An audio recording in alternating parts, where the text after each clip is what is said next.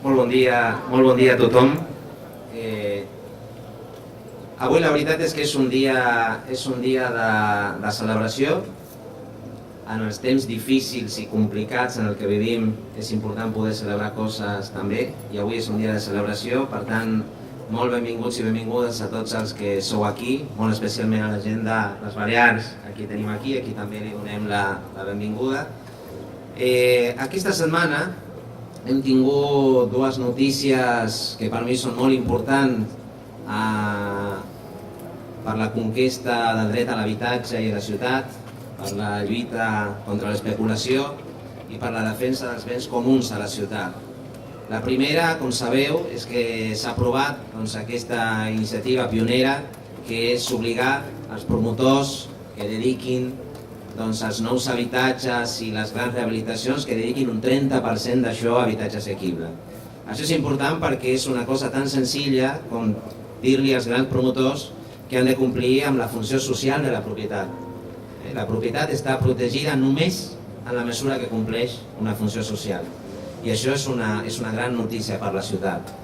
I l'altra gran notícia és la que estem presentant avui aquí, que són aquests 6 projectes de cohabitatge, aquests 6 projectes també molt innovadors que comportaran 134 habitatges i que, evidentment, han estat possibles, com totes les grans conquestes que es produeixen en aquesta ciutat, gràcies a la insistència, gràcies a la tossuderia, gràcies a la pacient impaciència de la gent del món cooperativista, de la gent de Sostre Cívic, de la gent de la Dínamo, de la gent de la Borda, ara tindrem la gent de la Xarxaire, la gent de Llar Jove i totes les entitats del món cooperativista que han fet possible el que avui estem impulsant aquí.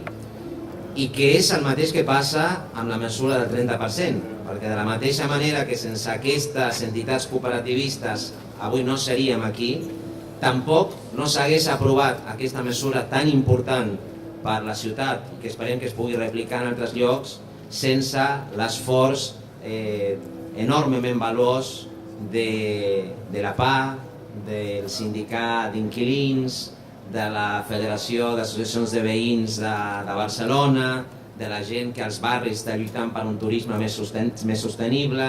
Tot això no hagués estat possible sense aquestes iniciatives. I això és molt important tenir-ho present, perquè el ritme dels canvis que es poden fer des de les institucions, quan les institucions tenen voluntat de transformació social, depenen del ritme de l'organització i de la mobilització veïnal. De vegades és veritat que pots anar una miqueta més enllà, però en definitiva el ritme dels canvis que es produeixen a la societat depèn de la capacitat d'organització i de mobilització dels veïns i de les veïnes, i això és molt important recordar-ho en un dia com avui. La mesura del 30% que comentava ara és molt important perquè s'hi afegeix a altres mesures que s'han anat aprovant en aquests temps, per exemple, la possibilitat de que tota Barcelona sigui considerada zona de tanteig i retracte, és a dir, que l'Ajuntament pugui comprar de manera preferent habitatges en moments clau, per exemple, quan hi hagi amenaces de que ho facin els fons voltors. I això és molt important perquè s'ha de dir amb totes les lletres. Estem en una guerra oberta contra els grans rendistes a la ciutat de Barcelona i a les grans ciutats del món.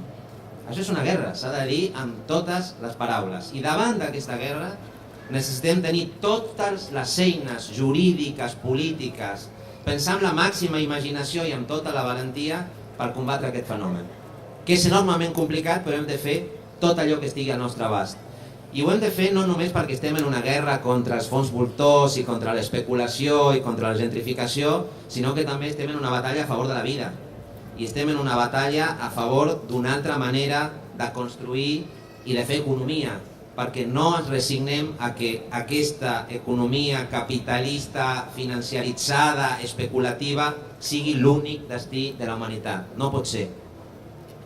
I la prova del que estem fent avui aquí és que no només no pot ser, sinó que tenim alternatives per fer-ho. I una d'aquestes grans alternatives són aquestes iniciatives, que són iniciatives d'allò que a nosaltres ens agrada anomenar la col·laboració, les iniciatives público-cooperatives o público-comunitàries, que són fonamentals a l'hora de pensar noves formes de fer economia, que no és l'economia típicament mercantil ni tampoc és l'economia típicament estatalitzada, sinó que és una altra forma d'entendre la participació social en la construcció de l'economia. I això és enormement important, jo diria que per dues raons. En primer lloc, perquè aquestes iniciatives público-comunitàries, público-cooperatives, com aquesta de cohabitatge, són la millor garantia contra la irreversibilitat d'aquestes conquestes ciutadanes. I això, com us podeu imaginar, quan estàs a la institució, una de les coses que pensen quan passen coses maques a la ciutat és com fem que això sigui irreversible, que no pugui haver-hi volta enrere després, que això no es privatitzi, que això no torni a interessos especulatius. I la millor manera d'aconseguir-ho és efectivament a través d'aquestes iniciatives. Perquè quan els que impulsen aquestes iniciatives econòmiques se senten protagonistes d'aquestes propostes, és la millor vacuna contra la privatització. És la millor vacuna contra la privatització. Però com deia abans, no és només això, sinó que també és un tipus d'iniciativa, i la prova és que hi hagi tanta gent avui aquí, que són iniciatives contagioses, que generen això que s'anomena el cercle virtuós del cooperativisme. Perquè quan tu, com a administració, decideixes, com en aquest cas, ficar 10,6 milions d'euros en uns solars, 10,6 milions d'euros que podrien haver anat a parar a un altre lloc, perquè les pressions són moltíssimes, però quan s'aconsegueix, gràcies a la pressió ciutadana, que això vagi a una iniciativa d'aquest tipus, això és contagiós. És contagiós perquè quan apareix la Dínamo, quan apareix la Borda, quan apareix el sostre cívic, immediatament apareix la COL, apareix COP57, comencen a florir un munt d'iniciatives cooperatives de la ciutat que són fonamentals per generar també una altra forma de treballar, una altra forma de produir, una altra forma de consumir. I que són contagioses també per altres ciutats. I això és molt important, perquè quan expliquem aquestes iniciatives apareix gent d'un munt de ciutats catalanes, apareix un munt de gent de ciutats a Madrid, a Corunya, d'Andalusia, ve la gent de Balears, que ens diuen nosaltres volem i estem pensant coses semblants. I jo crec que és molt important perquè l'objectiu d'aquestes iniciatives no és que estiguin allà en un raconet, no és que siguin una petita, diguem-ne, mostra d'una economia majoritària que va per un altre camí. Volem que aquesta forma de fer economia, que aquesta forma de ser ciutat, sigui contagiosa i esdevingui majoritària. Que aquests petits jardins que estem construint s'acabin convertint en un gran bosc. I per tant, jo sé que hi ha moltes coses a millorar, que hi ha moltes coses que es poden fer millor, però crec que avui és una gran passa la que estem fent, que ho hem de poder celebrar, perquè això, com dic, és una gran conquesta veïnal, és una gran conquesta del moviment cooperativista a Barcelona, és un gran missatge cap al món en un moment molt i molt difícil, i per tant fem que això floreixi, fem-li espai i aconseguim que duri. Moltíssimes gràcies a tothom.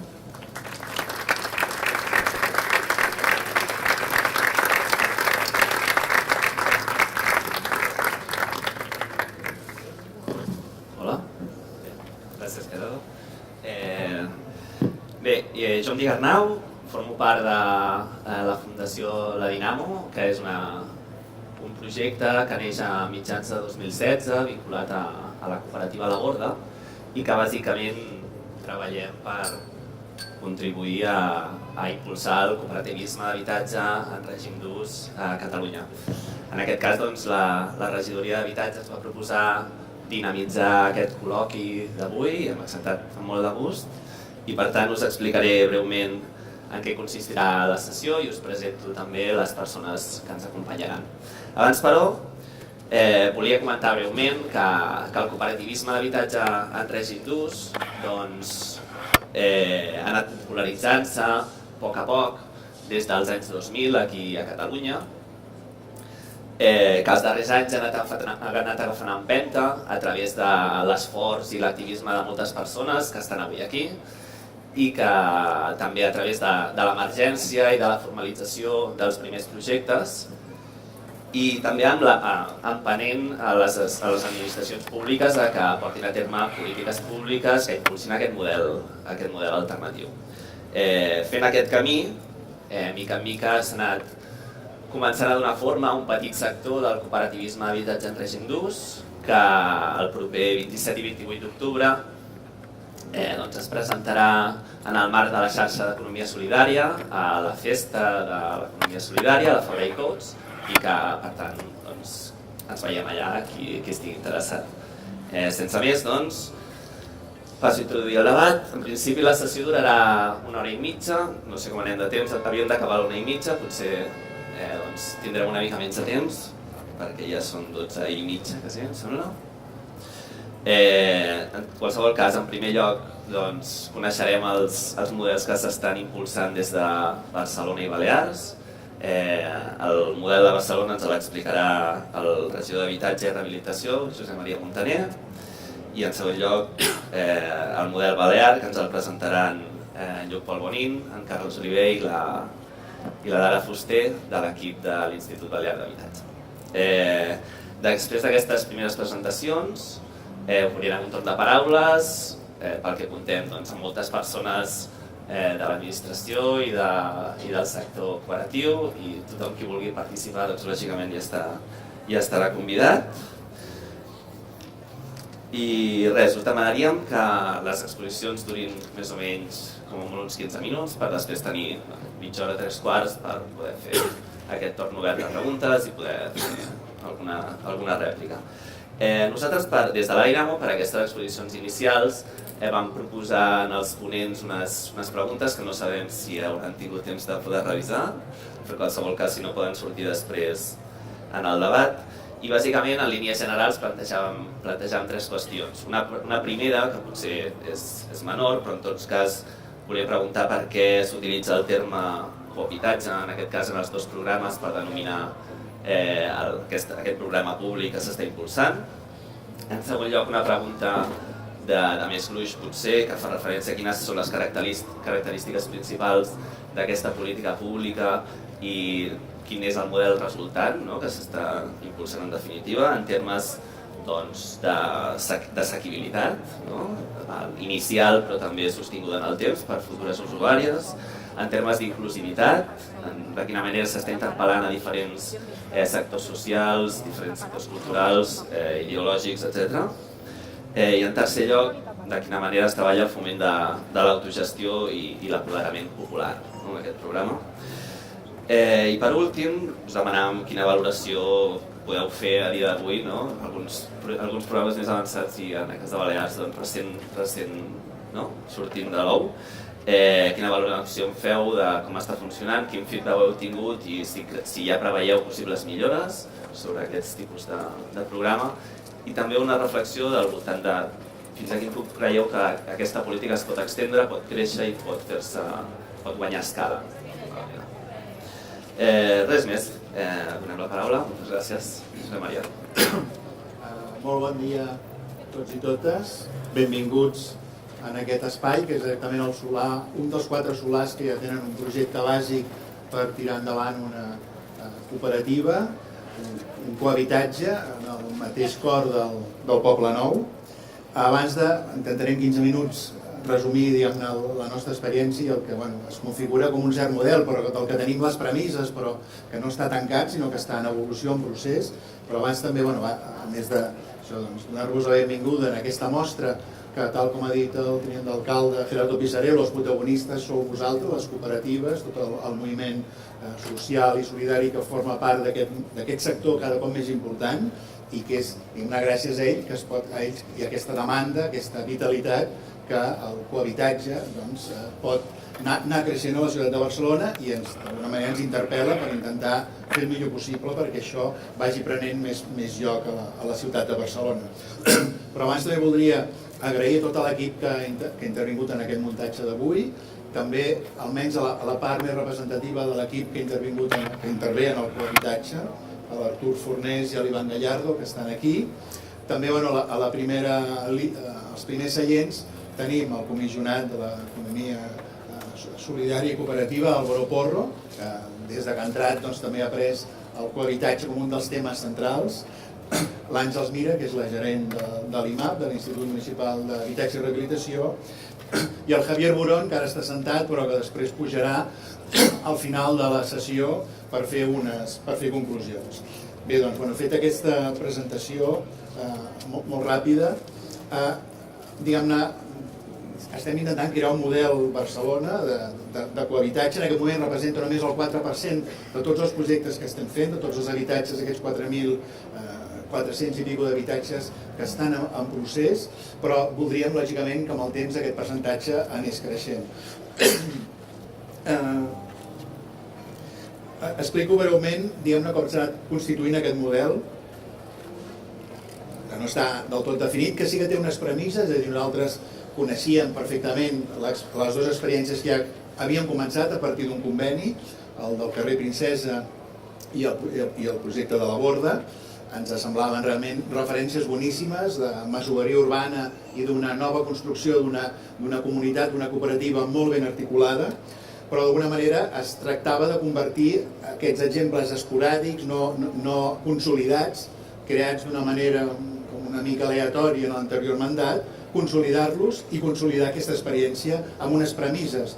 No tenim un model definit, però sí hi ha unes premisses. El sòl públic segueix sent públic, és una cessió de l'ús a 75 anys, es prima sobretot el projecte de cooperativa i també el projecte de qualitat arquitectònica. Aquesta és una premissa que canvia, nosaltres tenim una assignatura pendent que és donar continuïtat a l'experiència de les que podien ser cooperatives més tradicionals, de la FAP, de la UGT, etc.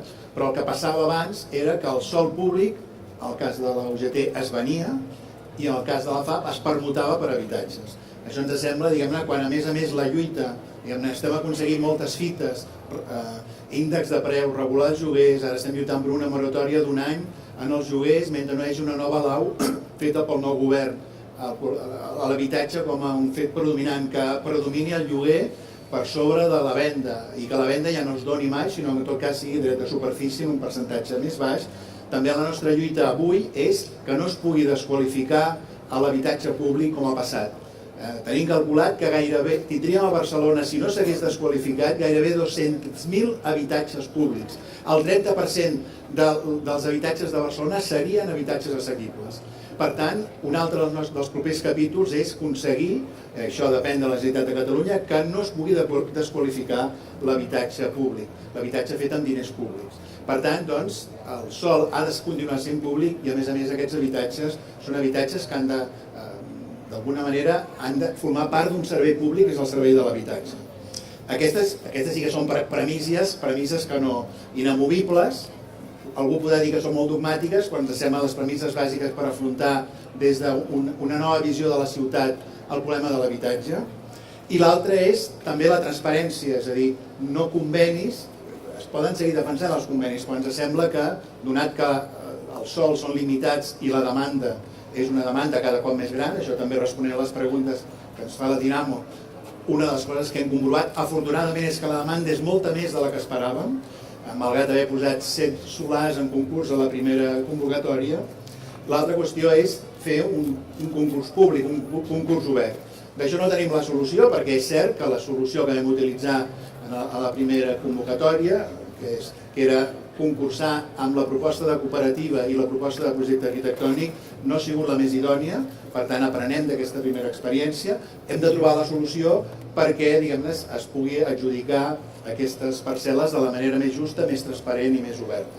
Aquestes són les premisses de partida.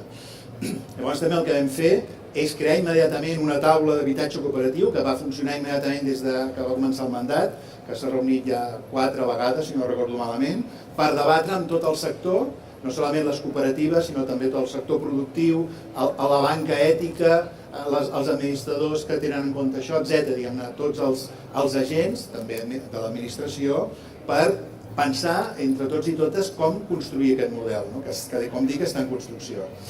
Tenim els referents internacionals, òbviament, de Montevideo, Uruguai, de la ciutat de Viena, de Dinamarca, que són models, lògicament, que funcionen, que estan consolidats, i nosaltres hem de construir un propi model que ja dic que està en construcció. En aquest procés hi ha hagut alguna que potser ha passat desapercebut i en principi estratègicament no ha estat malament que passés desapercebut, però era clau, no solament fer les bases de la licitació d'aquest primer concurs, 7 solars, primant, com dic, el projecte cooperatiu, el projecte arquitectònic i la viabilitat de cada projecte, sinó que hi ha hagut un canvi molt important per tota la ciutat, però que era vital pel projecte del cohabitatge, del que el nom, lògicament, és algo a debatre, després podem parlar perquè nosaltres ens assimilem al concepte de cohousing i ens sembla bé. Cohabitatge és cert que no assenyala, diguem-ne, que va dirigit a persones amb pocs recursos, en principi, òbviament han d'estar en el registre de sol·licitants, i que altres qüestions tampoc entren, diguem-ne, que no queda clar que és una cessió d'ús del sòl. Amb això també reitero el que ha dit. Fet del sòl que hem lliurat és 10,6 milions el valor del sòl, és la nostra aportació. L'aportació municipal és cedir el sòl amb una quota pràcticament simbòlica. Com deia, una que és molt important i ha passat desapercebut per poder-se aprovar, és un canvi transcendental al Pla General Metropolità, el canvi que es va fer als anys 90 per obligar a moltes places d'aparcament soterrani. Vam aconseguir abans de l'estiu alguna que era vital, una nova PGM que ha estat aturada, estava en contra del PDeCAT, hem tingut tota la dreta en contra i que el va votar en contra, que és que l'habitatge públic, l'habitatge sostenible, l'habitatge de les cooperatives pugui reduir, fins i tot es pugui quedar eximit de construir places d'aparcament, que és tant o més car que fer els habitatges, construir els soterranis. Això és una victòria que hem aconseguit i que era vital pel projecte de la Borda i pels dos projectes que ara funcionen, que estan en projecte, i ho serà pels projectes futurs, perquè Barcelona, en gran part de les seves àrees, dels seus barris, no necessita ja tantes places d'aparcament.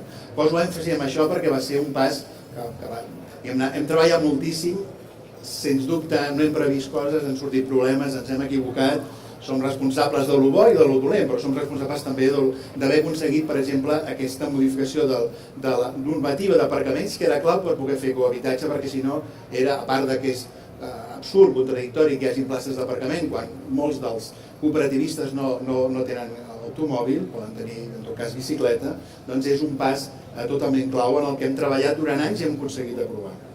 Bé, no em voldria allargar molt més, el model, insisteixo que és aquest, la cessió d'ús, la propietat és col·lectiva però l'ús és personal, és de cada unitat de convivència, els cooperativistes han d'estar dins del registre de sol·licitants, això també estem treballant amb Can 70 la possibilitat que puguin haver altres alternatives, no estan en aquest registre de sol·licitants, també ens agradaria molt poder tenir aquest camí mínimament obert abans del final de mandat, i està claríssim, són òbvies, però cal insistir els avantatges que té el cohabitatge. Garanteix aquest accés a un habitatge digne i assequible, el sòl segueix sent públic, impedeix l'especulació amb l'habitatge, reforça els barris, reforça la gent que viu en aquests barris, la relació d'aquests edificis amb els barris, els seus equipaments, la seva gent, les seves activitats, i d'alguna manera reforça un tipus de vida que comparteix, més comunitària, que estalvia energia, més sostenible, etc. Com dic, ja vaig acabant, és qüestió que si hi ha preguntes poden sortir més coses. Nosaltres vam aconseguir la primera convocatòria, ja fa 2 anys, 7 solars que es posessin a concurs. D'aquests 7 solars, un no era adequat per habitatge, el vam retirar, ningú s'hi va presentar, un altre era adequat però cap l'únic concursant no complia els requisits, van quedar 5, que sí que el comitè d'experts va fallar, va decidir quins eren els projectes que guanyaven en la puntuació dels barems que s'havien establert, i d'aquests 4 han pogut tirar endavant i som plenament conscients que ha sorgit un problema en un dels solars, el de Sarrià, que estem treballant per intentar trobar una solució que no havíem previst que es pogués produir aquest conflicte que s'ha allargat molt en el temps i que evidentment ha perjudicat sobretot a la cooperativa que havia estat adjudicatària primer que havia d'alguna manera sigut la que tenia més punts i tenia l'expectativa d'aquesta cooperativa es podria construir. Hem generat molta expectativa, és cert, i això també és delicat i hem generat molta expectativa en general tot l'Ajuntament, aquest nou Ajuntament, i no podem fer tot el que hem generat com a expectativa, i en aquest cas és cert que dels 5 casos hi ha un que ha tingut més dificultats. Els altres són a la Xarxaire, al passeig Joan de Borbó, serà una cooperativa que a més estarà les ocupes més emblemàtiques de la ciutat de Barcelona, milers de viviendes. L'altra, que és de Llar Jove,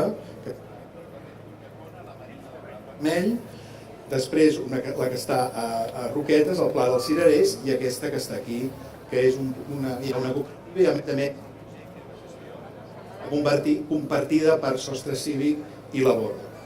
Per acabar, quins són els nostres reptes? Un, lògicament, és poder resoldre aquesta adjudicació que encara està pendent en el cas del Solà de Sarrià, trobar una solució que no és fàcil. Estem iniciat un procés, la possibilitat d'un procés de mediació per, diguem-ne, subsanar això que, és cert, nosaltres també no vam preveure el que podia succeir. Això també ens obliga a pensar un altre tipus de normes de com adjudicar els solars a les futures cooperatives en futures convocatòries. És cert, diguem-ne, que hem de perfeccionar molt el mecanisme, que no ha funcionat del tot. Aquest és el primer repte, lògicament, el repte que tenim sobre la taula i que ens hi va, en certa manera, ens hi va la vida, ens hi va el projecte de cohabitatge poder resoldre aquest repte. Després també en tenim un altre, que és, que també hem de tenir en compte, el posar aquestes noves regles del joc, que són el sòl sempre és públic, no es ven, i és un concurs públic, transparent, no és un conveni. Això ha fet que trenquéssim, diguem-ne, les normes en què s'havia treballat amb les cooperatives tradicionals molts anys abans, que havien fet habitatge amb bastanta qualitat, però sense menysprear tota aquesta acció. Ja s'ha fet també convocatòries de solars i estem en el procés, que és una altra de les lectures pendents, que és que tant les cooperatives tradicionals com les fundacions que poden fer habitatge o societats amb un ànim de lucre limitat puguin també participar. És a dir, nosaltres volem que hi hagi la màxima diversitat possible. Aquest és un altre repte que tenim, que hem de resoldre. S'ha fet el concurs, però d'alguna manera encara apareixen també problemes. Tingueu en compte que des de l'administració qualsevol innovació ja és difícil els processos administratius del que està arreglat. Imagineu-vos inventar el cohabitatge, inventar tot un mecanisme és d'una enorme dificultat, o canviar les regles del joc pel que s'havia fet abans en convenis, fer-ho ara amb licitacions. Això és d'una enorme complexitat i estem fent tot el que podem per afrontar el problema que hi ha en el cas del Solà de Sarrià, respondre a aquest deure que tenim amb les cooperatives tradicionals i fundacions, i essencialment també l'últim repte que tenim és anar configurant més el model i poder fer una convocatòria abans que acabi aquest mandat, tenir més solars disponibles, en tenim ja molts menys que al principi, solars disponibles que no tinguin cap càrrega, no hi hagi cap conflicte, no hi hagi edificació, no hi visqui gent, etc.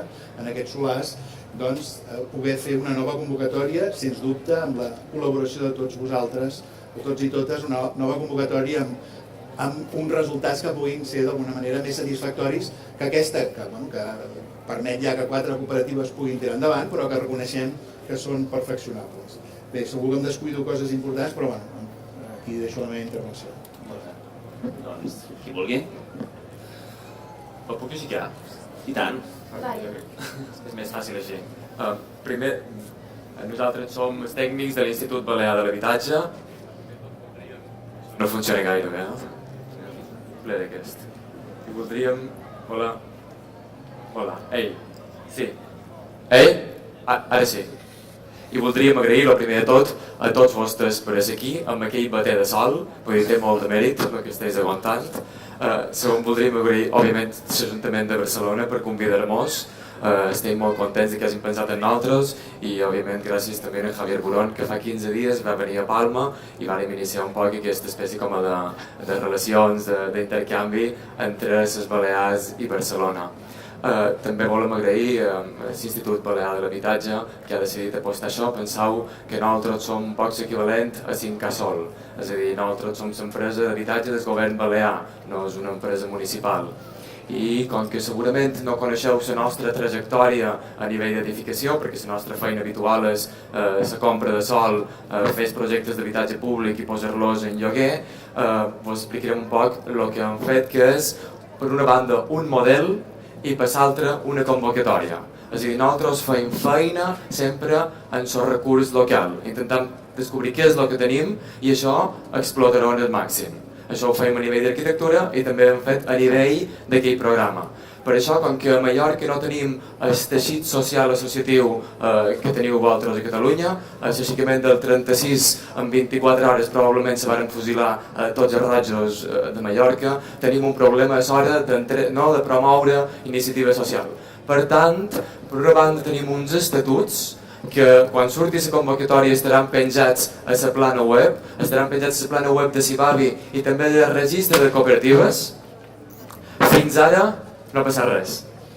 Fins ara era molt difícil promoure des d'una iniciativa privada una cooperativa de cessió d'ús a les Balears perquè en el registre de cooperatives no coneixien el model i això podia fer que estiguessis a lo millor 6 mesos per aprovar els estatuts. Ara serà diferent. El propi registre de cooperatives tindrà uns estatuts codi lliure, copyleft, qualsevol se'ls pot descarregar i se'ls pot adaptar a les seves necessitats. En aquells estatuts ja estan plantejades les preguntes, que és lo difícil, que és què és que m'he de preparar per poder viure d'aquesta manera i cadascú pot proposar les seves respostes. Això, en altres casos de les Balears, ha costat 9 a 10.000 euros de cost i per tant a partir d'ara serà gratuït.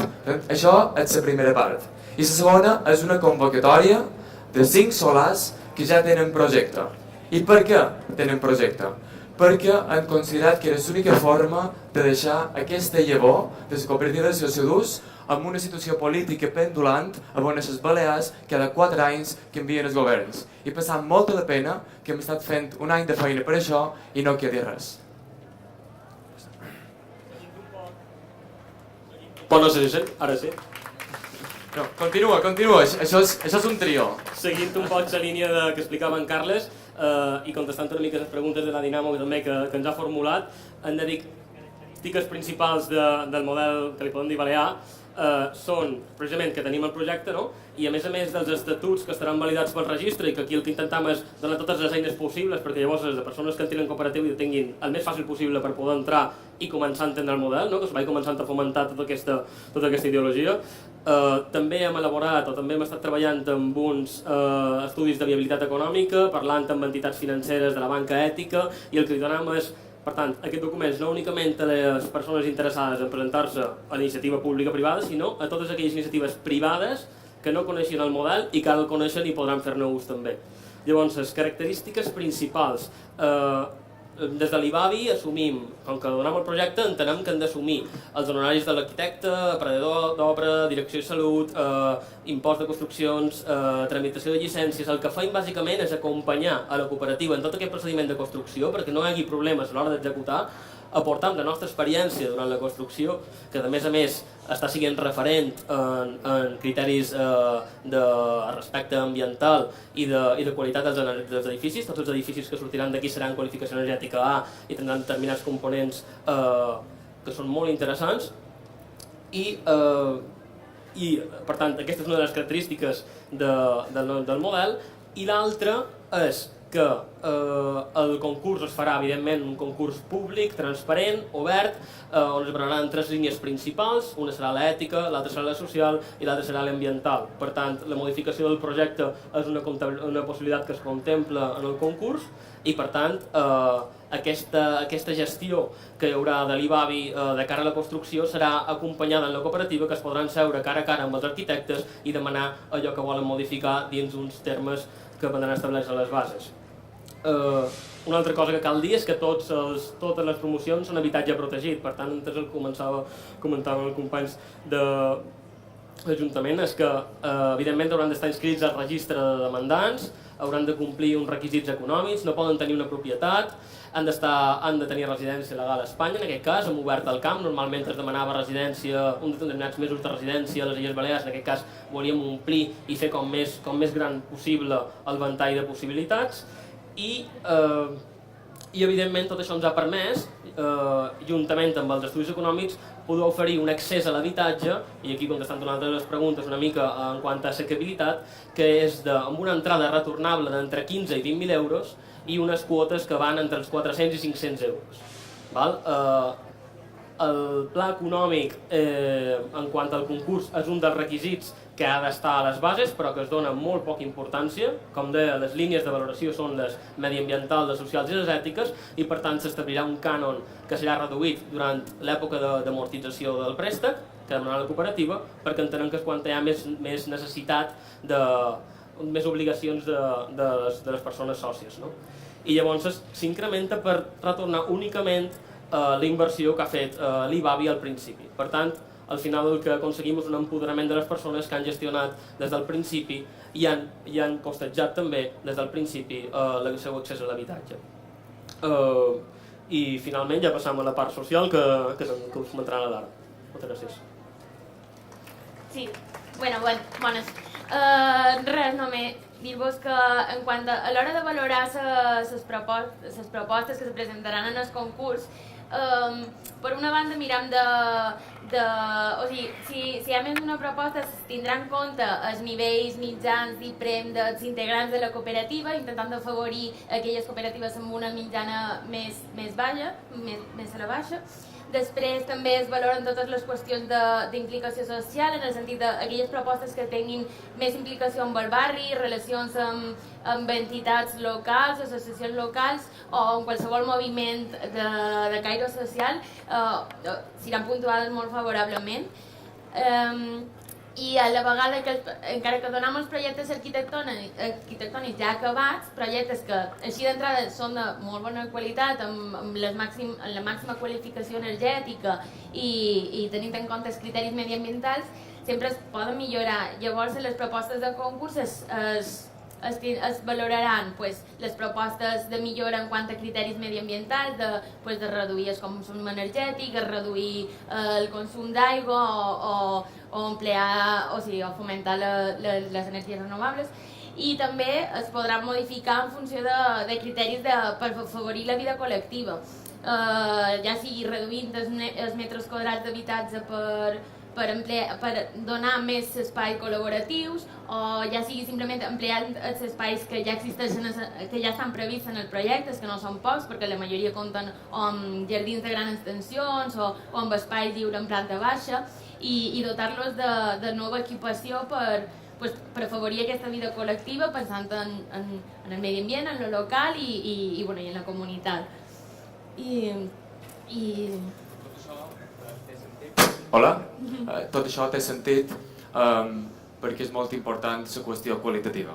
És a dir, quan parlam de cohabitatge no ens podem centrar només en la qüestió d'accés a l'habitatge per un preu reduït, sinó també quin tipus d'habitatge tenim.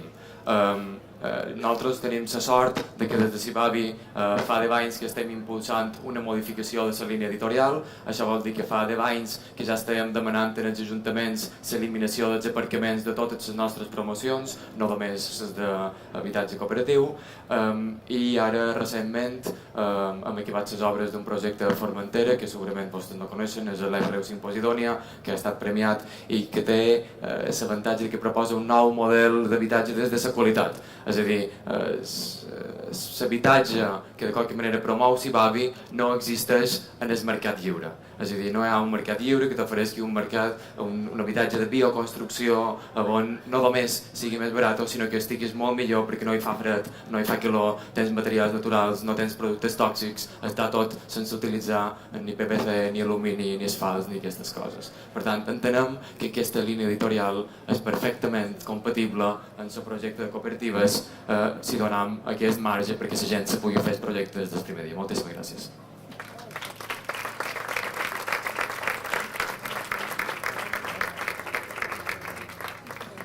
Bé, doncs moltes gràcies. Heu anat realment molt ràpid. Teniu 5 minuts si voleu explicar qualsevol cosa que us vingui de gust. És que veig la gent patint i si ho fem ràpid. Millor. Podem dir que si algú té molt interès en aquest model, tenim un munter de llibrets que ho expliquen i que se'n fiquen més en dins. Així que qualsevol que estigui interessat en poc fa. Una publicació molt xula, no?, que està penjada al web de l'IBAVI. Sí, també se pot descarregar en PDF a la web de l'IBAVI i això. Molt bé. Doncs res, ara obrim el torn de paraules, de comentaris, de reflexions. Hi ha aquí, com deia el Josep Maria, companys i companyes de l'administració, també moltes persones que participen en projectes i en grups que estan impulsant el model i tothom qui qui tingui curiositat i tingui ganes de fer algun comentari i compartir alguna reflexió, la companya té el micro.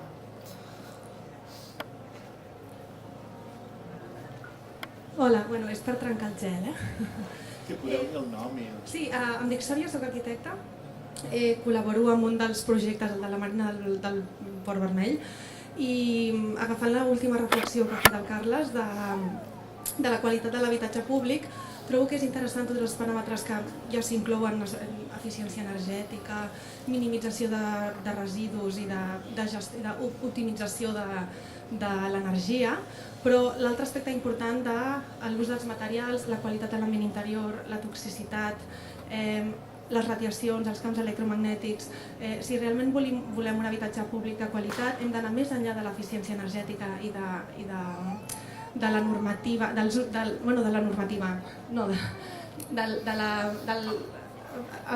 sistemes actius i passius, i realment implementar aspectes de salut en l'habitatge, implementant sistemes de bioconstrucció, materials naturals, materials propers a la zona, perquè no sé, la Poseidònia té molt de sentit allà a Formentera, però aquí no tindria sentit, no? Aleshores no es tracta d'agafar idees d'altres llocs, sinó de realment analitzar quins són els recursos que té la ciutat de Barcelona al seu voltant i impulsar realment els aspectes de salut i de qualitat ambiental a l'interior dels habitatges. Gràcies, era una reflexió. Però enhorabona per incloure-ho així. Si us sembla, fem una ronda i en tot cas després... ¿no? Sí, tant. Hola, bueno, yo soy de Ruderal, la cooperativa de vivienda de Valcarca, y queríamos saber, bueno, cómo entramos, qué es lo próximo para Valcarca, si sale a concurso el solar que esperamos, que queremos, y bueno, todo lo que nos puedan decir para ayudarnos y que nos acompañemos.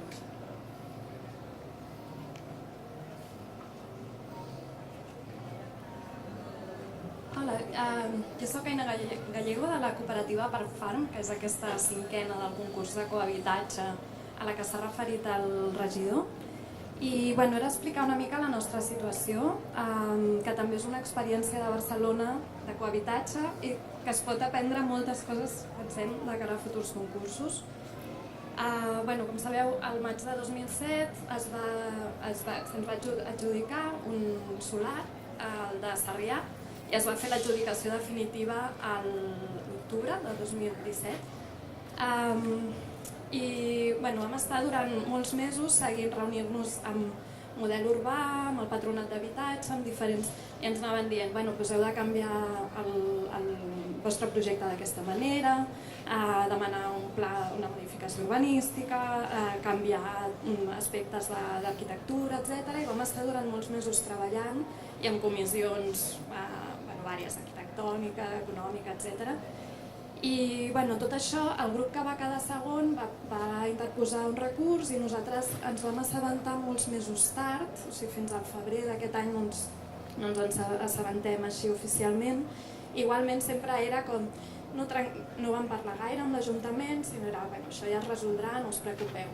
Llavors de sobte un dia ens arriba una notificació sense un avís o sense algun intent de trobar una altra solució en què se'ns fa fora del concurs se'ns exclou del concurs perquè no complim determinades especificacions tècniques i no se'ns dona cap indemnització, només parlem amb serveis jurídics que tampoc sabien molt ben bé tot el procés com havia anat i tal.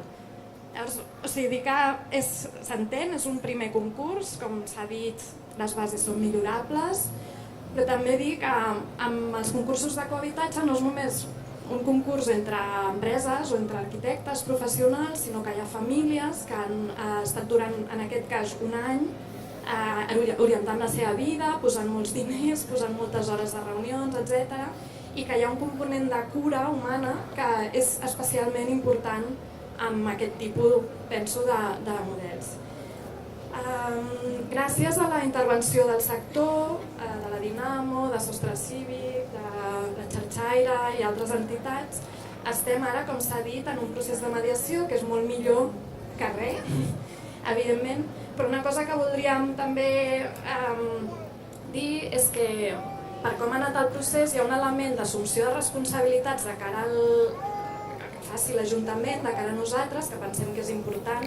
No és només això, algú entre cooperatives, sinó que hi ha hagut mancances de comunicació, hi ha hagut indicacions contradictòries, hem compromès molts diners seguint indicacions explícites en reunions, etc. Llavors, una assumpció de responsabilitats. I l'últim punt de dir que pensem que la mediació és molt positiva, i evidentment, però que encara no és una solució. O sigui, el nostre tema no ha desaparegut, i que de cara a altra gent que es presenti a concursos sí que hi ha un element de confiança en el model, en l'Ajuntament, i que pensem que no se'ns pot deixar així sense resoldre d'alguna forma el que ens ha passat. Gràcies. Hola, jo soc l'Albert, veí simplement del barri. Tinc una pregunta perquè no he entès aquesta alegria per evitar els pàrquings. No ho he entès. Entenc que retirem els cotxes del carrer, i això és bo, però tots aquests cotxes que hi ha aparcats al carrer no seria millor que estiguessin soterrats i que tot el que ocupin al carrer pugui ser un pas de vianants, un pas de bicicletes. No seria bo que construint un edifici poguéssim fer pàrquings, i si la majoria dels cooperativistes no fan servir cotxes, que m'agradaria saber de tots els que estem aquí qui no té cotxe. Perfecte. I no us agradaria que en el vostre edifici hi hagués un pàrquing que es pogués llogar i treure un rendiment per vosaltres? No. Vale. Projecte a projecte, que cadascú que defineixi el que vulgui. Però jo em sorprèn.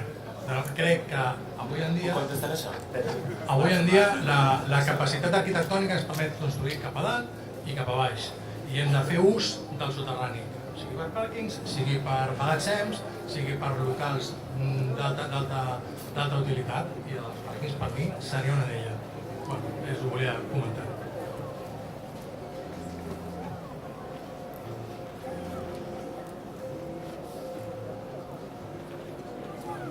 A mi m'agradaria, estic a la cooperativa Sostre Cívic, en el projecte de Cireres de Roquetes.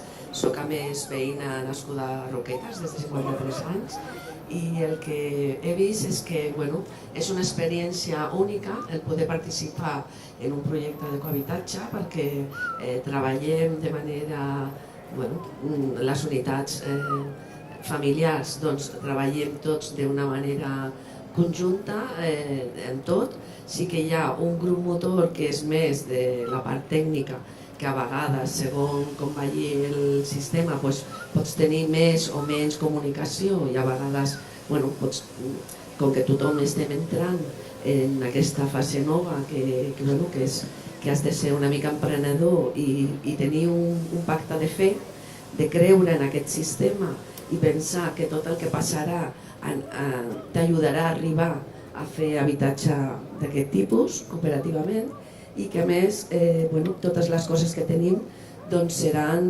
participatives i seran comunitàries. Això és un repte com persona, com comunitat també, i després també com a barri.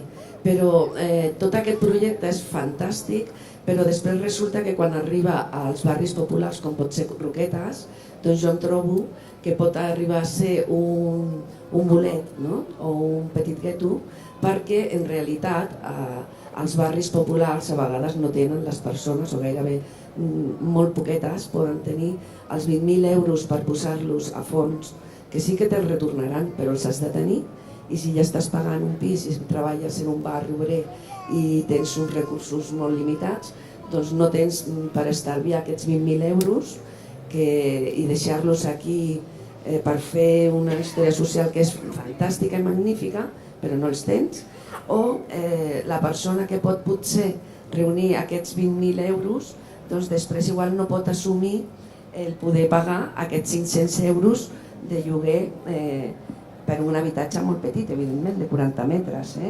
Si tens necessitat de viure perquè ja tens família i no sou una o dues persones, sinó sou 3 o 4, doncs evidentment ja no són 20.000 euros, ja són 35.000 euros o més, uns 30.000 euros. Que tot això està molt bé. Després també està molt bé el tema de la cessió d'espai, Però després resulta que te deixen un espai, l'Ajuntament, de cessió 75 anys, que té uns arbres, i resulta que aquests arbres igual costen 15.000 euros treure-ho, i clar, això ho han d'assumir les unitats familiars. Bueno, és fantàstic, és meravellós, perquè això és una aposta de fe. Creiem que hem d'intentar anar traient totes les dificultats perquè realment el dret a l'habitatge sigui un dret real i perquè realment totes les persones puguem decidir i poder fer aquest cohabitatge participatiu, associatiu, col·laboratiu i de tenir una família, que jo tenia una família però ara tinc una altra, que són podríem ser 25 unitats familiars i que de moment en les 17 unitats familiars que estem doncs és meravellós perquè realment estem a una i estem utilitzant tot un decàleg d'economia social i solidària que és el que realment per nosaltres és una aposta de que hi ha una altra economia possible, que és aquesta, l'economia social i solidària.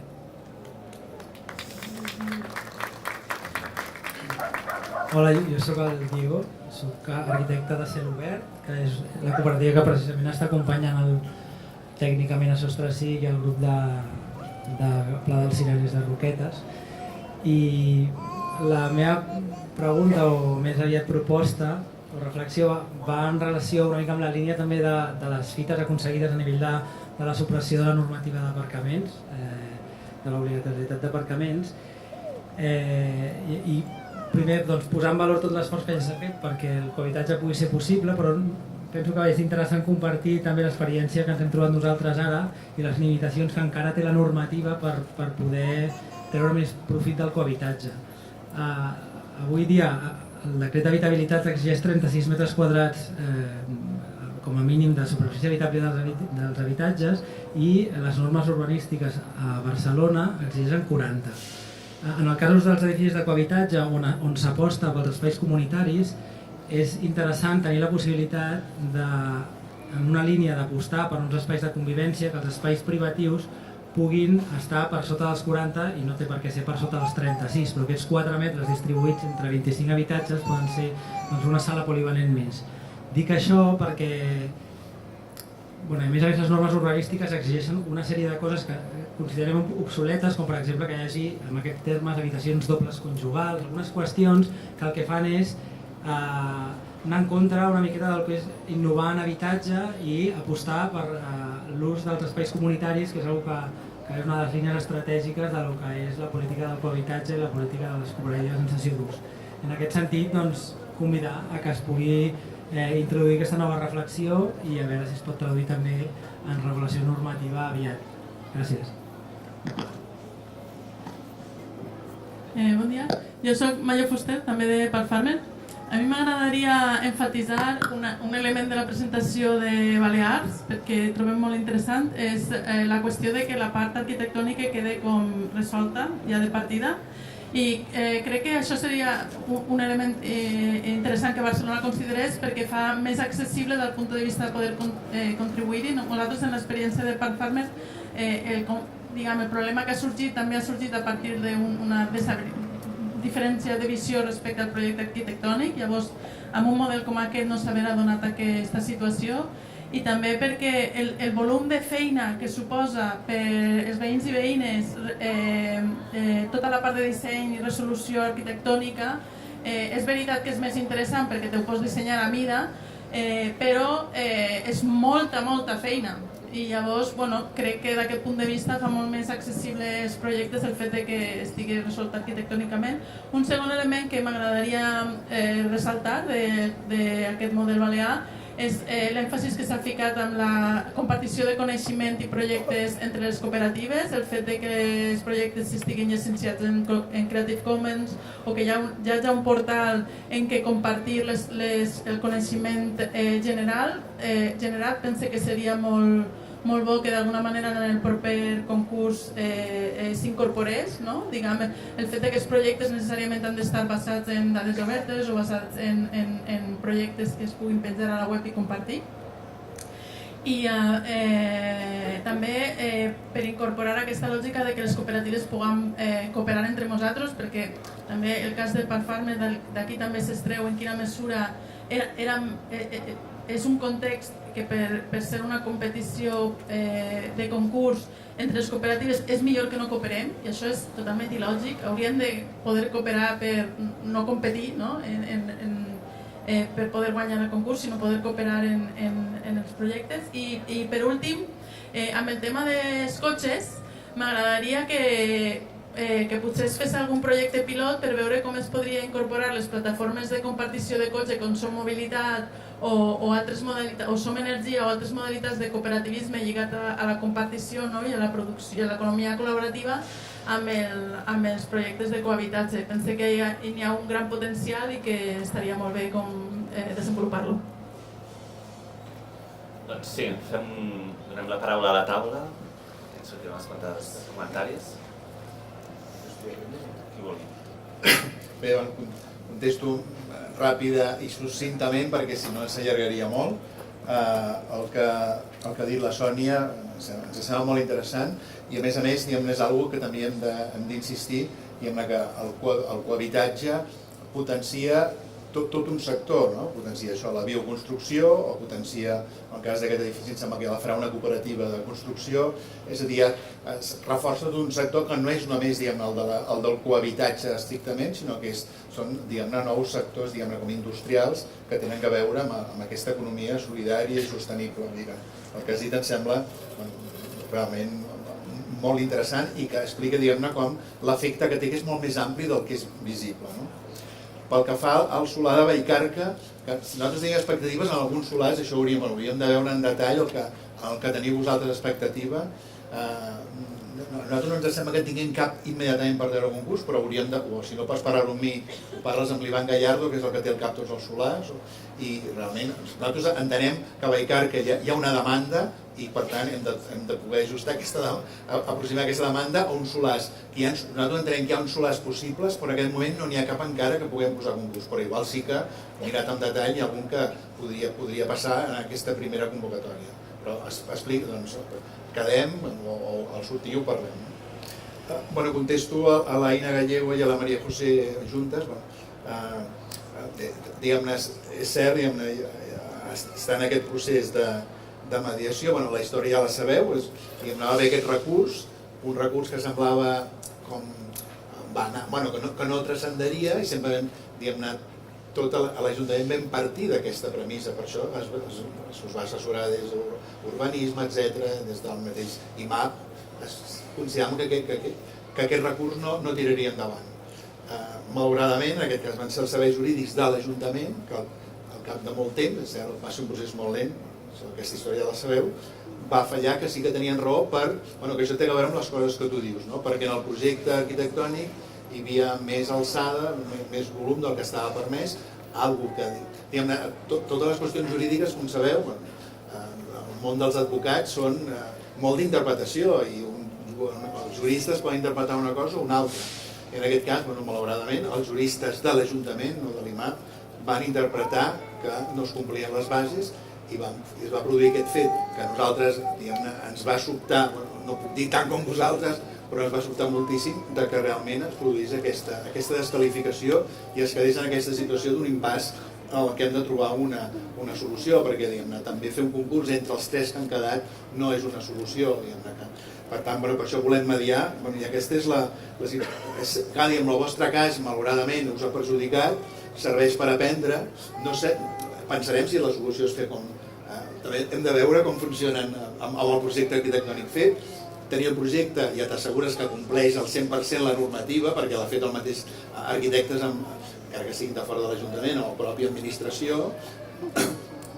T'estalvies l'esforç de tenir un equip d'arquitectes que faci el projecte. El que sí tenim clar és que si fem una nova convocatòria, quan la fem, per una banda es valorarà la cooperativa, el seu projecte, la seva cohesió, i per una altra banda el projecte. I seran convocatòries, seran passos diferenciats, perquè el fet d'haver-los ajuntat ha creat aquests problemes. Pensarem això, és cert que és clar que aquí hi haurà un problema de com s'ajusta la cooperativa a un projecte ja fet. En casos, sobretot el de la Borda, tota la feina que ha fet la Borda prèviament durant anys, d'ajustar el projecte dels arquitectes, que molts d'ells són també de la mateixa cooperativa i viuran allí, ha fet que s'ajusti molt a la gent. Si tenim el projecte, després hi haurà... És cert que tens un projecte en el que ja no pot haver cap problema, com ha passat amb el vostre, però també és cert que després s'haurà d'ajustar a la cooperativa el que se li adjudiqui el projecte. Però bueno, seguim parlant i les propostes que fa la Maria José, doncs, és cert, diguem-ne, que nosaltres tampoc vam preveure, pensàvem en una ingenuïtat que es posaven les parcel·les en joc, que eren 7 i que no estaven potenciant una competència i malauradament vam potenciar competir en comptes de cooperar, en molts casos. Per tant, això és potser una de les coses claus, hem de potenciar cooperar entre tots els diversos grups, associacions, cooperatives i no que competeixin per tenir aquesta oportunitat d'un solar. Per tant, això ens implica canviar moltes coses i per tant no és un model definit i apuntem les coses que ens proposes. Pel que fa als aparcaments, em sembla que també els companys de Balears contestaran. És cert que és pitjor tenir els cotxes al carrer que en els aparcaments soterranis. És cert, lògicament. La nostra tendència és que hi hagi menys cotxes a la ciutat de Barcelona, on n'hi ha masses i massa contaminació. Estem en el rànquing de ciutats contaminades més alt i més cotxes per hectàrea de totes les grans ciutats espanyoles. És cert, el que passa que també a Barcelona hi ha aparcaments construïts que estan buits. Regesa o Besap, etc. Hi ha places buides encara. A moltes zones sobre aparcament. A les que en falti, llavors també aquest canvi de la MPGM permetrà construir places d'aparcament. Nosaltres entenem que des del punt de vista no solament de l'habitatge cooperatiu, cohabitatge, sinó des de l'Institut Municipal d'Habitatge i Rehabilitació, les promocions que es fan seran molt més viables a mesura que redueixin les places d'aparcament, perquè també és un això és un model de ciutat, diguem-ne, aquí cadascú té el seu model de ciutat. El nostre model de ciutat és una ciutat amb molt pocs cotxes. I molts d'aquí compartim, i està clar que hi ha tot un sector que viu en aquesta ciutat que consideren que el cotxe és el més important, és la seva individualitat, la seva llibertat, és el seu dret. Doncs són dos models urbans i aquí, diguem-ne, és una oposició entre models. Construir soterranis és viable, però és realment, des d'un punt de vista del pressupost d'un projecte arquitectònic, l'estructura d'un soterrani és molt més cara que l'estructura que es fa cap amunt. Després, lògicament, hi ha instal·lacions, etc. Però construir el soterrani és molt més car que l'estructura que surt cap amunt. La sostre cívic ha parlat del pla dels cirerers. Hi ha 3 qüestions. Una, que nosaltres quan ens critiquen des de diverses posicions polítiques que el que estem fent de cohabitatge, com sabeu, ens diuen que és un privilegi, està dirigit a privilegiats. És una altra de les qüestions, lògicament, està dirigit a un sector que està conscienciat, que és capaç d'autoorganitzar-se, que té uns certs projectes de vida, que no són els de tota la gent a la que tenem. Hi ha gent que va viure als nostres pisos de l'IMAP i els vol acabats i vol que li donem fets, i això és un sector que té tot el dret a demanar això. Ara n'hi ha un altre que sí que vol fer l'esforç de participar, d'autoorganitzar-se. Nosaltres argumentem que aquest esforç té un valor. Aquesta primera és una cosa molt important. Tots els cas de la Borda, o aquestes 4 que ja es tiraran endavant, o les que ha quedat encallada, al darrere hi ha un esforç fortíssim, que és el que diríem nosaltres que legitima, de fet, aquest camí i aquest, diguem-ne, entre cometes, privilegi de tenir el sòl a un preu totalment simbòlic. Aquest esforç d'organització és important de valorar, però també és cert, diguem-ne, que això implica que ens dirigim només un sector. És cert que hauria de ser potser més ampli. En aquest moment estem treballant amb 2 possibilitats, però que no són fàcils. El cas de Can 70, que seria habitatges per gent gran que no estan en el registre, que seria un cas, diguem-ne, que entraria més, diguem-ne, a gent gran de classe mitja, i el cas del gimnàs Sant Pau, que tampoc és fàcil, és molt complicat, que és una mena de cohabitatge molt més econòmic i molt més popular. Que serien com dos, diguem-ne, sortirien del sector en el que anem, que diguem-ne que és una classe mitja, amb no massa recursos, però molt capaç d'organitzar-se, que és la que pot entrar, en principi, en el cohabitatge, seria anar cap a una classe que té més recursos, però que vol viure en comunitat, com el de Can 70, i cap a gent que no té recursos, com la gent que podria anar a viure en el projecte del gimnàs Sant Pau. Són línies molt difícils, però que intentem portar endavant. I el dels arbres, Sí, no, intentem lliurar els solars amb les millors condicions. En aquest cas tenir arbres, igual és una qualitat, però lògicament molesta, es mengen metres quadrats. Lògicament haurem d'estudiar més els solars que posem i en quines condicions els posem. I després, el Diego de Salobert, el que dius, sí, és cert, la normativa és de la Generalitat per una banda i de l'Ajuntament per una altra. És cert, diguem, aquestes normatives que marquen un mínim són necessàries perquè no hi hagi infrahabitatge, perquè no hi hagi abusos, però és cert que són normatives que no tenen en compte la vida comunitària, els espais compartits, aquests tants metres quadrats que cada habitatge pot accedir a espais comunitaris. I la normativa té poc en compte això, encara que mínimament ho va tenir en compte, però no ho té en compte i seria important poder reformar tant la de la Generalitat com la de l'Ajuntament per potenciar més habitatge en espais compartits. És una cosa que costa molt d'acceptar. Ahir mateix vam aconseguir aprovar la MPGM de Glòries i teníem alguns grups polítics en contra perquè hem perdut 32 habitatges per fer més espais col·lectius, més corredors, més terrasses, més llocs comunitaris. I ens deien, no, teníeu que haver fet el màxim. No es poden perdre aquests metres, però aquests metres quadrats són metres quadrats que tenen valor, però costa molt que la gent, d'alguna manera, accepti aquest valor afegit que té l'espai comunitari en relació al total. Hi ha encara una mentalitat de treure el màxim partit, una mentalitat més d'especular al màxim amb les possibilitats que es tenen i que és poc sensible al valor que tenen aquests espais de trànsit, de comunicació, compartits, etc., que és una arma que hem d'insistir-hi. Jo crec que en Josep Maria va contestar quasi tot. Potser nosaltres, com que som els tècnics de l'Institut Balear, només contestarem en el tema dels aparcaments perquè tot el més està contestat. El tema dels aparcaments nosaltres no el vam començar com a habitatge, sinó com a Institut Balear de l'Habitatge. Teníem un problema i és que totes les promocions que traiem, els aparcaments queden buits. És a dir, el nostre inquilí lloga l'habitatge però no té diners per llogar l'aparcament. I per tant teníem uns aparcaments que amb una promoció de 4 milions d'euros ens havia costat 1 milió d'euros i restava buit. A nivell de gestió és molt complicat perquè tenia gent que era de fora de la promoció, entrant de la promoció podia entrar dins de les escales, ens han provocat problemes de convivència.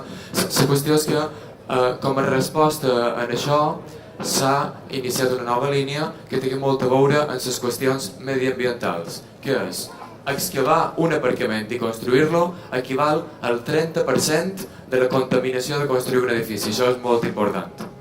La segona qüestió és que els edificis que tenen aparcament, en general, requereixen construir amb formigó armat. I dins aquesta línia de bioconstrucció que duim, hem intentat eliminar el formigó dels nostres projectes, perquè és un tema molt complicat, és molt complex, però si un dia us interessa us explicarem el tema de contaminació derivada de la fabricació del formigó. A partir d'aquí hi ha una qüestió arquitectònica, que això en Josep Maria Montaner estarà encantat amb nosaltres, i és que la tipologia de l'habitatge durant molts d'anys ha estat lligada a l'aparcament. Per tant, en el moment que elimines l'aparcament tens molta més flexibilitat per pensar noves tipologies d'habitatge, noves distribucions, noves maneres de viure. I això és gràcies a l'eliminació d'aquest aparcament. Per tant, l'aparcament tenia molt de problemes, vam assajat a Formentera i ha funcionat molt bé, ara estem assajant a la resta de projectes que teníem a Mallorca i finalment té una qüestió que és no fomentar l'utilització del cotxe. És a dir, dins l'idea del model de ciutat, entenem que hi ha d'haver una col·laboració entre el govern i l'Ajuntament. L'Ajuntament ha de disposar uns aparcaments dissuasoris a les entrades de les ciutats, per tal que aquell 90% de cotxes que són de fora de Barcelona o de fora de Palma no entrin dins Palma. Això és una actuació, òbviament, molt combinada de totes les administracions i per tant, una vegada aquest aparcament dissuasori vinculat al pàrquing bicis, aquí es diu Bici Barcelona, com es diu? El bicing, l'autobús públic, una bona xarxa de transport públic i òbviament taxis, tot el que calgui, això permetrà que aquells aparcaments no siguin necessaris. Finalment, òbviament hi ha una qüestió que és estrictament de pasta. És a dir, nosaltres hem aconseguit uns números bastant fantàstics, que és que el cooperativista només ha de pagar una renda de 400 euros cada mes a la cooperativa gràcies a l'eliminació de l'aparcament. Per tant, entenem que és més interessant la disminució de la renda des del primer dia que no després recuperar aquell dos pes amb un cotxe que a nivell de model de ciutat no ens interessa. Gràcies. Bé, doncs arribem a la 1:30, o sigui que podem deixar-ho aquí. Queda la intervenció d'en Javier Burón, el gerent d'Habitatge i Rehabilitació. Si em permeteu, només per acabar, dir que des del sector, lògicament, i des de la Dinamo creiem que val la pena seguir treballant per millorar aquest model, de seguir impulsant aquestes iniciatives i seguir-les donant de recursos, idees per poder avançar en millorar l'assequibilitat. En aquest sentit, doncs, celebrem i valorem positivament l'aposta ferma que fan des de Balears per posar recursos que aconsegueix reduir les entrades substancialment i les quotes respecte als projectes que estan sorgint aquí a Barcelona. Ens sembla una aposta ferma i potent. I també ens sembla interessant seguir eixamplant d'alguna manera aquest públic potencial que es pugui apropar al cooperativisme d'habitatge en règim d'ús. Parlàvem de col·lectius que estan apoderats, no? I que segurament són les principals persones amb les que es compta, però segurament també és interessant fomentar i treballar perquè molta més gent, no, arribi a la cultura de l'apoderament i de l'autoorganització, no? I per tant potser seguir treballant en aquest territori de frontera perquè creiem que el cooperativisme en cessió d'ús pot ser una solució per la necessitat d'habitatge a moltes de les classes populars de Barcelona i de Catalunya, lògicament. Moltes gràcies y es una palabra Javier. Bueno, pues a mí se me ha pedido que proceda a la cloenda, a la clausura del acto, pero también me han pedido que haga una especie como de resumen o de conclusiones de lo que hemos estado tratando en este rato en el que hemos estado juntos. Seré breve, que ya sabéis que es la peor manera de empezar una intervención, porque después no se es. Aunque en mi defensa puedo decir que como he estado abajo ahí y me he puesto naranja o rojo, como también vosotros, tengo un cierto incentivo para ser breve. Entonces, 4 sensaciones o 4 impresiones que yo tengo de todo lo que se ha hablado y después haré mención específica a algunas cuestiones que han sido aportadas por alguno de los intervinientes. Yo, sensaciones que me llevo son, una es energía. En esta ciudad hay una tremenda energía social y también pública y están en transformación muchas cosas, pero entre otras también está en transformación la forma de relación entre el mercado y la administración en materia de vivienda y la forma de intervención de la administración y de colaboración con la sociedad civil en materia de vivienda. Creo que no hay muchas ciudades ni en Cataluña ni en el Estado donde tú puedas tener un acto de este estilo, un par de horas, un sábado por la mañana, cociéndonos y con este número de personas con un nivel de interés importante. Entonces esa energía es un valor que tenemos que saber utilizar. En segundo lugar, creo que hay un modelo o hay un intento de modelo del cohabitatge desde Barcelona que se hace conociendo la tradición histórica. Sabemos qué es lo que se ha hecho en Montevideo, qué es lo que se hace en Ámsterdam, qué es lo que se hace en Viena, qué es lo que se hace en Gotemburgo. Somos conscientes de que no nacemos en el medio de la nada y por otra parte también sabemos que hay otras administraciones públicas y otras sociedades civiles intentándolo. Seguimos muy de cerca el ejemplo de nuestros colegas de Baleares, pero también estamos en contacto con la gente de Zaragoza o con la gente de Valencia, etc. Y un modelo que nace pues requiere una cierta generosidad por parte de todos porque es un modelo en el que no hay manual de instrucciones. Es decir, es evidente que nos equivocaremos todos y que lo que hay que buscar es acertar más veces que equivocarse. La tercera sensación que yo me llevo tiene que ver también con esto y se llama una cosa a la que desde la administración en general, en nuestra cultura administrativa, se tiene una cierta aversión y es riesgo. Esto es riesgoso. Es más fácil coger suelos, financiarlos nosotros, hacer nosotros las viviendas y alquilarlas o venderlas en derecho de superficie. Y yo agradezco que haya un equipo de gobierno que en vivienda haya decidido asumir riesgos. Está el riesgo del cohabitatge, pero hay otro montón de riesgos que se han asumido. Y creo que es bueno que se combinen riesgo, vocación de generar un modelo y energía. Y finalmente que creo que estamos en un punto en el que seguramente si los proyectos de aquí de Barcelona, algunos más que pueden surgir en el resto de Cataluña y que ya están surgiendo en el resto de Cataluña, más otros lugares del Estado, seguramente podemos estar en un umbral de irreversibilidad. Es decir, si una docena de proyectos más o menos en nuestro entorno echan a andar, tendremos un modelo de modelos y seguramente se verá como una forma de colaboración entre lo público y lo privado. Estas son las sensaciones. Después cosas que se han comentado por ahí en este rato y que son interesantes o que me parecen interesantes. Lo de los bienes comunales o de los bienes comunes. En abstracto hay mucha gente que no sabe lo que es, pero si lo llevas a un ejemplo concreto como este en el que estamos hablando de bienes públicos que podrían haber sido utilizados de otra manera y que se gestionan junto con la sociedad civil, creo que ahí sí vamos viendo el que hay interés general y no solo hay propiedad pública. Se ha apelado a la paciente impaciencia de la sociedad civil, y está bien que seáis impacientes porque queréis cosas, y está bien también que seáis pacientes dentro de la impaciencia. Se ha hablado de otro modelo de vida, otro modelo de economía, de cooperación público cooperativa o público comunitaria, y es interesante porque se suele hablar mucho de colaboración público-privada, pero parece que se habla de la colaboración entre grandes empresas y la administración y no entre pequeños colectivos de cooperativistas y la administración. Se han mencionado varias veces algunos, vamos a llamarles como líneas rojas o límites. Para nosotros, por ejemplo, como administración, un límite es que el suelo siempre será de propiedad pública y el resto de cosas son más debatibles. Y también entiendo que para la sociedad civil, al menos aquí en Barcelona, había algunas cosas que eran no debatibles o que se consideraban de vital importancia, como por ejemplo que el desarrollo completo del proyecto pudiese ser hecho por la propia cooperativa. Y nosotros lo que hemos leído durante muchísimos meses es que el proyecto lo pudiese hacer la cooperativa, que no hubiese propiedad pública dentro de las viviendas, dentro de, no el suelo, en el uso de las viviendas. Y también que no tuviésemos ninguna capacidad directa o indirecta de influir en los estatutos. Lo hemos considerado siempre como una petición de la sociedad civil barcelonesa. Sin embargo, estamos viendo que en otros modelos, y aquí ha salido, hay administraciones públicas que licitan los suelos con proyecto. Incluso hoy hemos visto que hay gente que entiende en Barcelona que podría ser una ventaja. Nuestros compañeros de Zaragoza licitan los suelos y Zaragoza Vivienda, que es el equivalente al IBABI o al IMAP, se convierten en cooperativistas. Y también es un modelo diferente.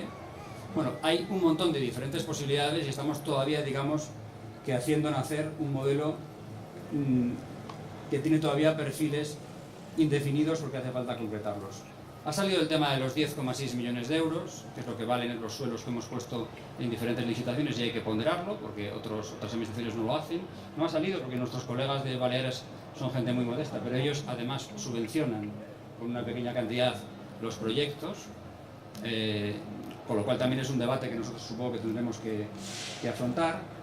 No ha salido expresamente, pero yo quiero hablar de una cosa que se llama convivencia de culturas. Sí ha salido uno de los problemas tipo, lo ha comentado la compañera de la primera fila, sobre los perfiles económicos que pueden acceder a este tipo de viviendas y la necesidad entiendo yo, la necesidad de estandarizar cuanto más este tipo de proyectos para que podamos rebajar el umbral económico de la gente que entra en ellos.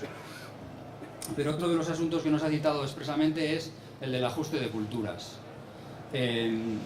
Culturas del mundo social, del activismo, del mundo profesional, etcétera, y de la administración. Aquí estamos haciendo hablar a dos culturas muy distintas que tienen que entenderse y que, si me permitís el chiste, y me voy acercando ya al final, con lo cual pues igual me permitís la gracieta, a veces yo noto en los trabajos que tenemos sobre este tipo de proyectos una cierta sensación de alguna gente, de alguna, no de todo el mundo, en el sector público, de a mí no me van a explicar cómo se hace vivienda protegida. Y también noto en el mundo de la sociedad civil, no en todo el mundo, sino en algunos, son unos burócratas y esto lo solucionamos nosotros o no se va a poder avanzar. Bueno, eso no es un círculo virtuoso, seguramente tendremos que entrar en un diálogo de cómo trabajar juntos, conociendo nuestras respectivas realidades y buscando las mayores sinergias posibles. Más cosas que han aparecido. La idea de copyleft desde la administración, que es sumamente interesante y que en nuestro caso todavía no hemos utilizado estas últimas consecuencias desde el momento en que no queríamos suministrar los proyectos cuando hacemos las licitaciones. Y también me vais a permitir otra provocación. Si lo que se busca es por encima de todo no competir entre cooperativas, porque lo que se quiere fortalecer es el cooperativismo, la cooperación también entre cooperativas, que es un valor loable, y teniendo en cuenta que nosotros no podemos adjudicar el uso de recursos públicos de una manera no reglada, pues otra provocación que lanzo es que nuestros colegas de Ámsterdam sortean los proyectos. Siempre y cuando los grupos solicitantes cumplan un mínimo de requisitos, que los comprueban a través de un examen de documentación y de unas entrevistas personales, acto seguido proceden a sortearlo. Entonces, como veis, la cantidad de posibilidades que tenemos abiertas es importante y no siempre sabemos en este momento cuál es la opción más óptima, habida cuenta de que estamos desarrollando un modelo que hasta la fecha no existe. Y acabo con lo que he empezado, con esas 4 ideas: la idea de modelo dentro de un contexto de modelos, la idea de energía, la idea de riesgo y la idea de lanzamiento de un modelo que yo creo que ha venido, con todas las dificultades que tenga, pero que ha venido para quedarse. Y no sé si he sido breve, lo he intentado, y gracias a todos por haber estado con nosotros este rato, y ahí fuera sigue estando la Expo y la gente implicada en este tipo de proyectos.